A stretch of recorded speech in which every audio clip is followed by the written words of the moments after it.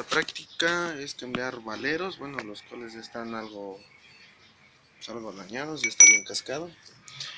El valero ya no sirve, ya se va a hacer el cambio del nuevo valero con la taza. El valero grande está bien y pues vamos a sacar la taza para ir por las refacciones. Y entonces es sacar esa taza, es una Roll 90 y hay que sacar la taza. Como podemos observar aquí en el tambor trae unas guías para poder sacar la taza. Entonces ahí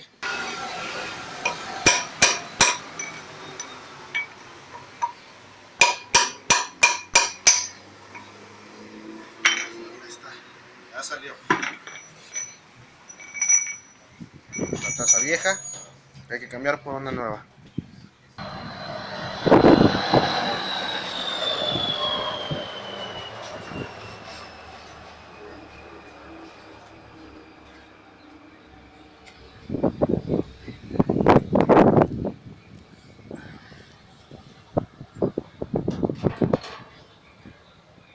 Ahora le ponemos la taza del valero nuevo.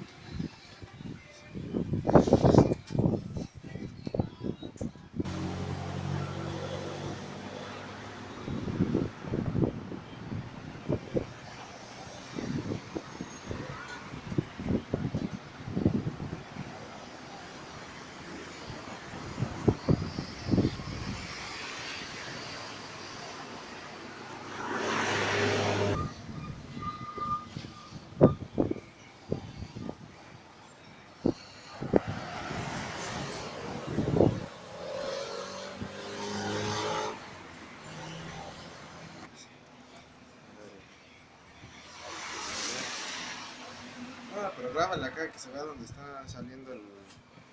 Dirían cómo se va engrasando. Aquí en la parte de adentro del valero. Cómo va saliendo la grasa vieja.